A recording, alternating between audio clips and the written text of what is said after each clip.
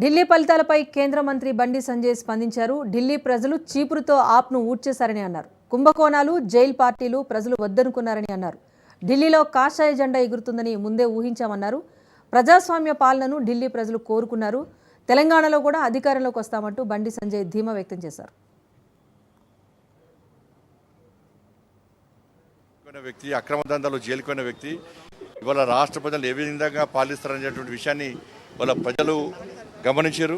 Jail రాజ్యం మాకొద్దు, మాకు ప్రజాస్వామ్యబద్ధంగా పాలన కావాలి. ఒక నీతి నిజాయితీవంతుడైనటువంటి నరేంద్ర మోడీ గారి నేతృత్వంలో ఈ దేశంలో ఏ విధంగా నీతివంతమైన పాలన జరుగుతుందో, ప్రజాస్వామ్యబద్ధంగా పాలన జరుగుతుందో అటువంటి పాలన ఢిల్లీలో రావాలని చెప్పి ప్రజలందరూ ఆలోచించారు. అందుకే చీపుడుతో మొత్తం ఊడ్చి సాఫ్ చేసినటువంటి పరిస్థితి అలా ఢిల్లీలో చూస్తున్నాం. వారు వన్ సైడ్ విధంగా ఇలా భారతీయ జనతా పార్టీకి అనుకూలంగా ఇలా ఫలితాలు వస్తున్నాయి.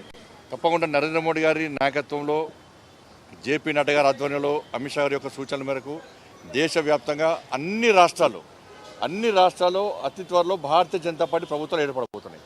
ఢిల్లీలో మేధావి వర్గంతో పాటు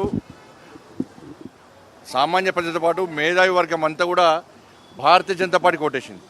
ముఖ్యంగా ఉద్యోగస్తులు అందరూ కూడా భారతీయ జనతా పార్టీ కోటేశారు. కాబట్టి ఢిల్లీ మాదే. నెక్స్ట్ జరిగేటువంటి ఎమ్మెల్సీ ఎన్నికలు కూడా మాయే.